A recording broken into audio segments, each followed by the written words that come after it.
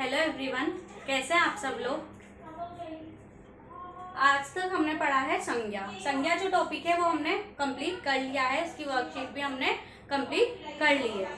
अब हम next topic पढ़ेंगे, वो है सर्वनाम।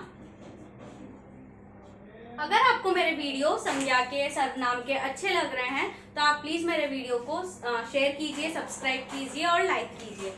देखो, हम नेक्स्ट टॉपिक सर्वनाम देखते हैं। सर्वनाम किसे कहते हैं? हम जिन शब्दों का प्रयोग संज्ञा शब्दों के स्थान पर किया जाता है उन्हें सर्वनाम शब्द कहते हैं। किसके स्थान पर? संज्ञा के स्थान पर। सबसे पहले तो संज्ञा क्या होती है? किसी भी व्यक्ति का नाम, वस्तु का नाम, जगह का नाम, स्थान का नाम, ये सब क्या कहलाती है? संज्ञा।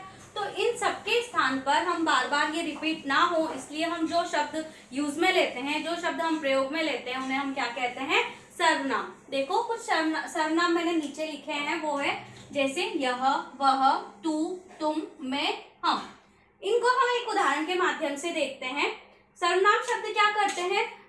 जो संज्ञा है उसकी पुनरुक्ति को रोकते हैं। बार बार हम संज्ञा शब्द का यूज करें उसको रोकते हैं। तो देखिए, एक उदाहरण देखिए, जैसे प्रेमचंद हिंदी साहित्य के एक प्रमुख साहित्यकार है। अब हम प्रेमचंद के बारे में मान लो 5 लाइनें लिख रहे हैं या 6 लाइनें लिख रहे हैं, तो हम बार बार ये तो नहीं लिखेंगे कि प्रेमचंद ने लगभग 350 कहानियां लिखी है, या वे पहले उर्दू में प्रेमचंद पहले उर्दू में लिखा करते थे, प्रेमचंद अब हिंदी के मुख्य साहित्यकार है। बार बार हम उनके लिए प्रेमचंद का यूज नहीं करेंगे। हम एक बार बोलेंगे कि प्रेमचंद हिंदी के महान साहित्यकार है, उसके बाद हम प्रेमचंद के स्थान पर क्या लिख देंगे?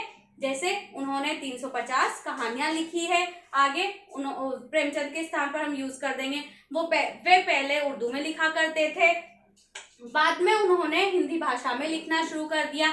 तो हमने प्रेमचंद के स्थान पर कौन कौन से शब्द यूज में ले लिए? वे, उन्होंने, ये सब शब्द हमने उनके स्थान पर यूज ले लिए।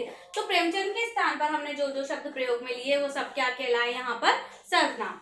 आगे देखिए, सर्वनाम के प्रकार।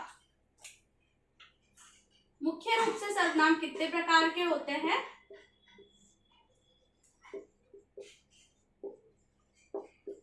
6 प्रकार के। कितने प्रकार के होते हैं? 6 प्रकार के। कौन कौन से होते हैं? देखिए, सबसे पहला है पुरुषवाचक सर्वनाम।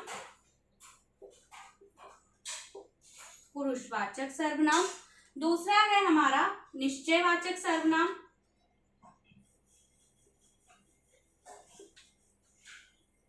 तीसरा है हमारा अनिश्चयवाचक सर्वनाम।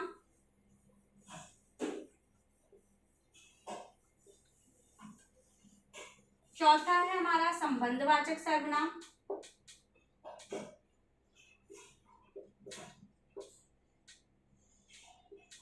पांचवें नंबर पे आता है प्रश्नवाचक सर्वनाम।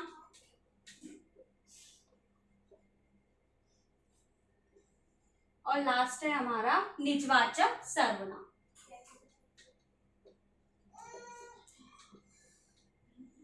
तो इस तरह से सर्वनाम के पूरे 6 भेद होते हैं: पुरुषवाचक, निश्चयवाचक, अनिश्चयवाचक, संबंधवाचक, प्रश्नवाचक और निजवाचक सर्वनाम।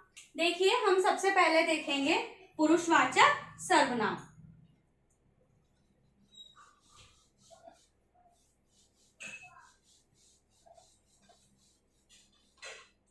सबसे पहले हम देखेंगे पुरुषवाचक सर्वनाम।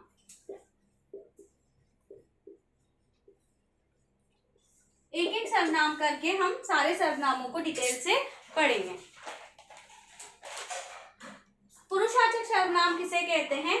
जो शब्द बोलने वाले, सुनने वाले या जिसके बारे में हम बात कर रहे हैं उन तीनों पुरुषों का हमें बोध करवाते हैं, उन्हें हम पुरुषवाचक सर्वनाम कहते हैं। कौन कौन से? बोलने वाले, सुनने वाले और जिसके बारे में हम बात कर रहे हैं उनका, तीनों के बारे में हमें ये पुरुषवाचक सर्वनाम बोध करवाते हैं। जैसे उदाहरण देखिए, तीनों पुरुषों का ये बोध करवाते, प्रथम पुरुष, मध्यम पुरुष और उत्तम पुरुष।